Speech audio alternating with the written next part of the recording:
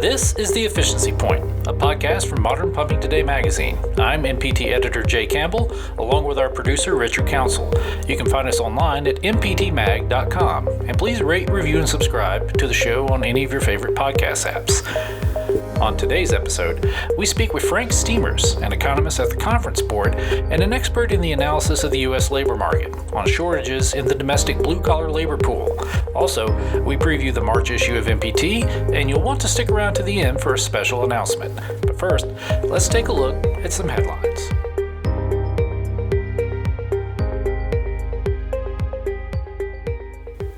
Our top story today concerns the spread of COVID-19, better known as the coronavirus. At the time of this recording, the majority of domestic coronavirus cases have occurred in the West Coast, and in response to that, San Diego's Helix Water District has released a helpful resource to answer some of the more frequently asked questions about the disease and its spread. For our listeners, the most applicable information is that there is currently no evidence to support that coronavirus can be transmitted through drinking water. Furthermore, coronavirus can be disinfected through the use of ozone, chlorine, and other treatment processes that are used in the traditional processing of tap water. It's best to remember that coronavirus spreads from person-to-person contact, close contact similar to the flu, which is also a respiratory illness. That's the way the flu is transmitted, and as you know, every flu season, flu is not spread through municipal tap water.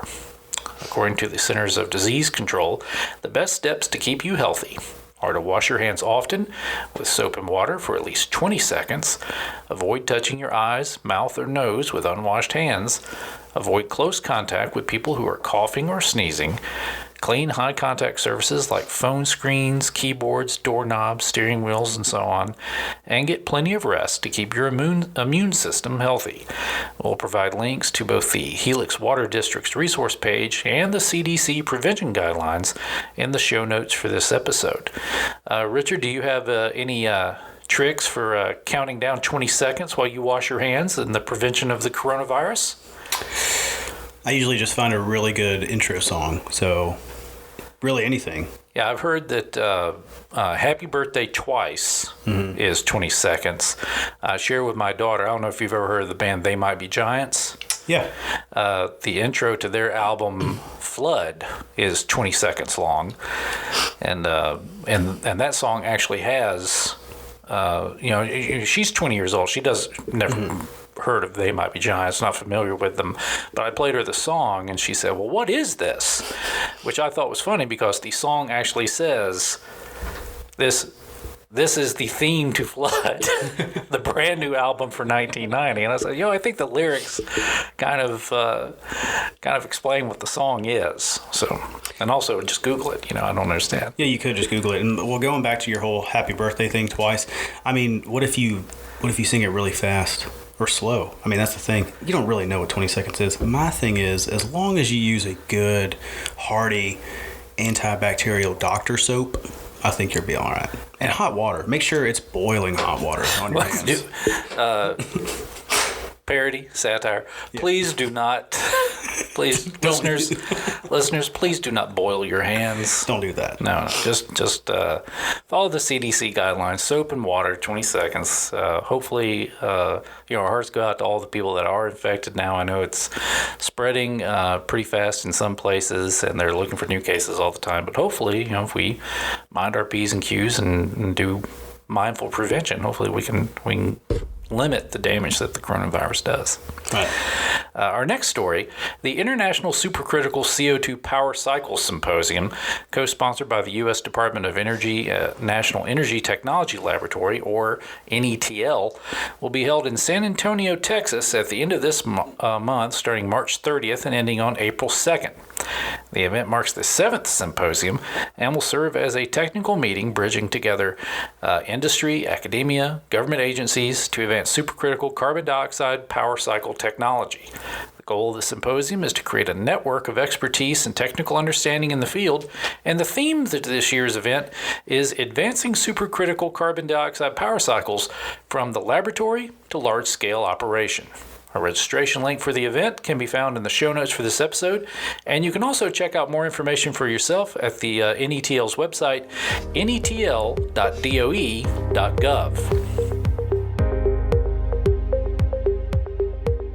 Frank Steemers is an associate economist at the Conference Board and an expert in the analysis of the U.S. labor market. He's one of the lead researchers of the Conference Board's wage, population, and labor shortages models, as well as their forecast of U.S. economic growth.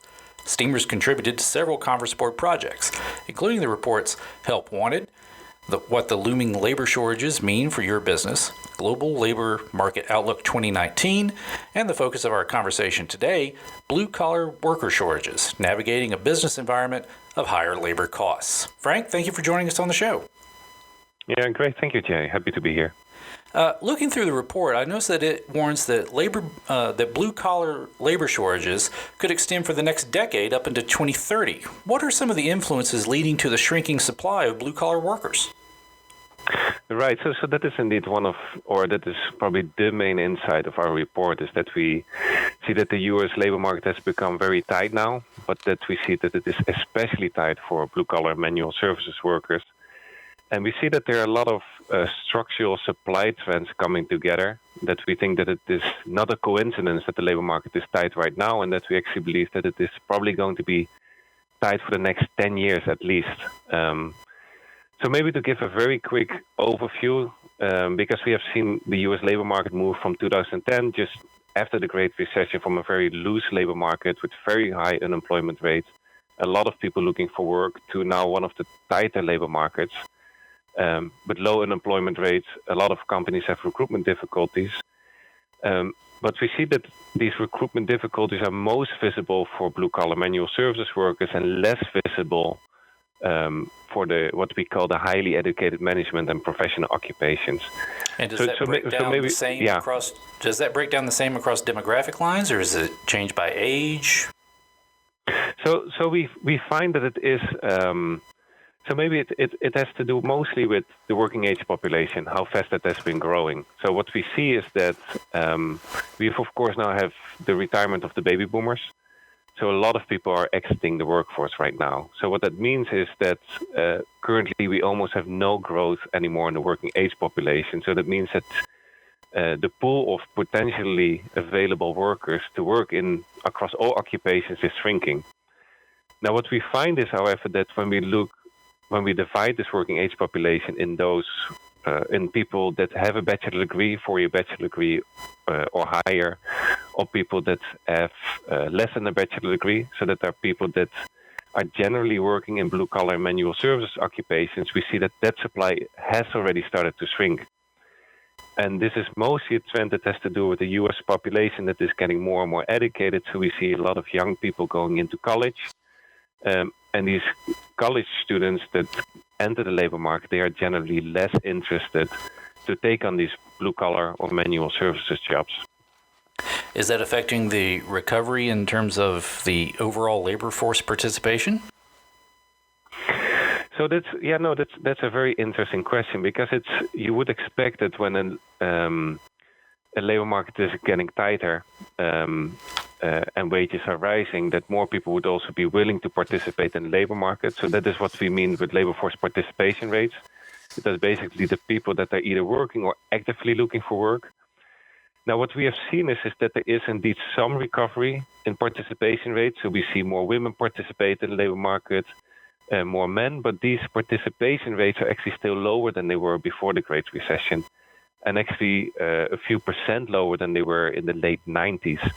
So this indicates to us that there is still a lot of potential for more growth there. And if we compare it, for example, to other mature economies like in Europe, Japan, where there are also aging populations, their participation rates have actually been gradually improving over time and are higher than they were in the previous decades, where in the U.S.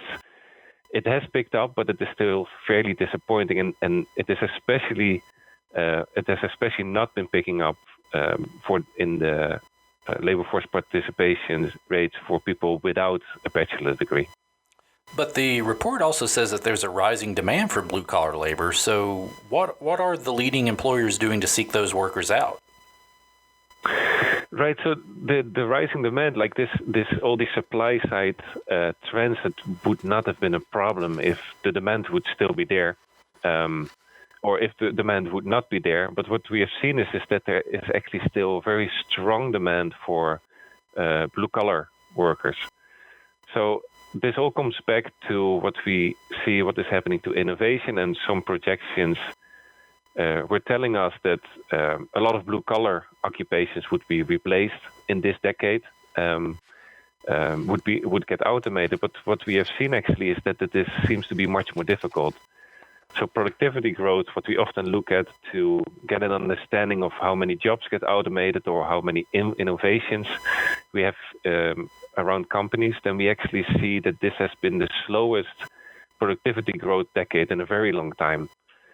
So when you as a company, you're not getting much more productive, so you're not getting much more out of your existing workers, then the only way for you to increase production is to hire more people. So this is also what we have seen is happening in manufacturing, for example. After decades of decline in job growth, we now actually this decade saw some, not very strong growth, but some growth in manufacturing employment, especially in transportation. We see strong growth, of course, with e-commerce getting more important around the US. So that is why we see that with the shrinking supply but still strong demand, there's especially a lot of pressure on blue-collar workers. So you're finding that even with the specter of automation coming over the horizon, there's still a lot of blue-collar demand out there that's not being automated away.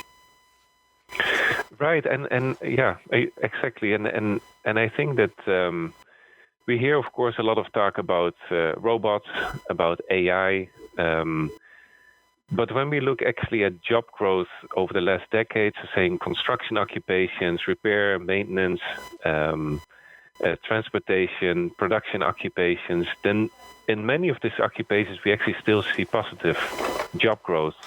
So this also shows that it has been very difficult to automate many of these tasks, and part of this may be related to that we had very weak wage growth, say up to 5 years ago. So that gave companies less reason to automate because labor was cheap. Now that we see that wages are accelerating, this will maybe give another incentive to companies to think again, and maybe they will now try and implement some labor replacing technologies. But so far, I think one of the other main messages from our report is that employers, but also workers, should be less focused on robots taking over, because at some point maybe it will happen, but we don't know if that will happen in the next 10 years or 50 years. Seems we've been hearing that story since the replacement of buggy whips. Right. Yeah. So how have these conditions played out on the job market so far, and what are the trends you see taking shape going forward to, the forecast projects all the way out for the next decade? So I think like the supply trends that we're talking about the shrinking supply that is as a result of the retirement of the baby boomers, that is not something that will get reversed over the next 10 years. So maybe to start from a worker perspective, what we see is that maybe on a national level, we see that wages are rising, but not for all groups. Where we see that wages are rising the fastest, that is actually for those blue-collar workers, workers in manual services occupations, also some sales and office occupations, and less so in the highly educated occupations. And we also see that, for example, people who are now switching jobs are receiving very strong pay increases. So we also expect that in this decade, that when we expect that the labor market might be tight for a much longer time, that more and more people will take their chances and find a new job and look for better opportunities.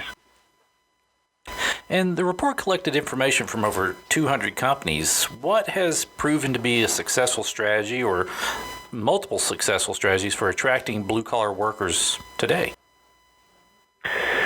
So I think like the number one strategy companies have been taking is to increase salaries and wages. But at the same time, they've also noticed that this has not been enough. So some other steps they have been taking are more tactical recruitment solutions. So they use, for example, more companies are using referral programs.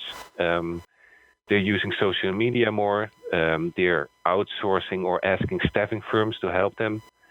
Some employers are also downskilling, as we call it. So they're allowing now people with lower educational attainment or lower experience to just start in some occupations because they have very hard time finding qualified workers. They're increasing training. They're trying to make it easier for people to get promoted. So talent pipelines. And one other solution companies are implementing is that they're trying to make the workplace more flexible. So they are allowing for remote work or more flexible starting or end times. So that are a few examples of what companies are now doing based on our survey. Well, I think that's something that our listeners could definitely make use of. And Frank, before we go, would you like to tell the listeners where they can find more of your work and more about the conference board? I think the best way to see more of our work is just to go to our website, which is conferenceboard.org. And there you can find work on our global economy, and on a lot of other works, and on the work that I've been working on mostly on labor markets.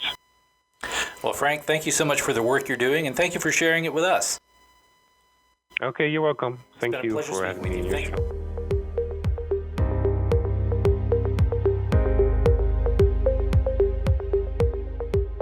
If you're not a current subscriber, there's still time to sign up for a free 12-month subscription starting with the March issue by visiting mptmag.com and clicking on that subscribe tab. In this upcoming issue, we have the first part of a two-part series on pump curves for multi-branch systems, as well as an in-depth look at maximizing the benefits of running submersible wastewater pumps with variable frequency drives. But before we go, this is a special announcement we have to make. Our longtime producer, our first-time producer, from episode 1 all the way to today, Richard Council, this is his last day working for our parent company, Highlands Publications. He's moving on to bigger and brighter and better things. We're very proud for him, but more importantly than that, we're also very thankful for all the hard work that he's put in to making this podcast a reality.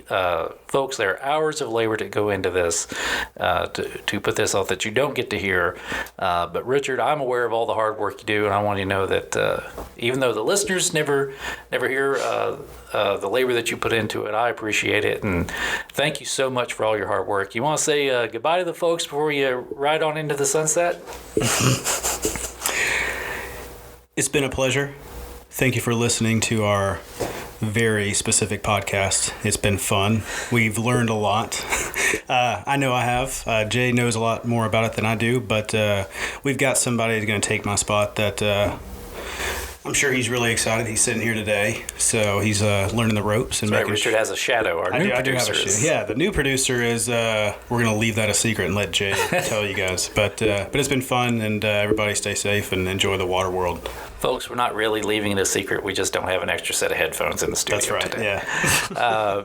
This has been The Efficiency Point, a podcast from MPT Magazine. Follow us on Twitter at ModPumpMag for updates on our next episode. Today's episode was produced one last time for all time by Richard Council. Until next time, I'm your host, Jay Campbell. Thank you for listening.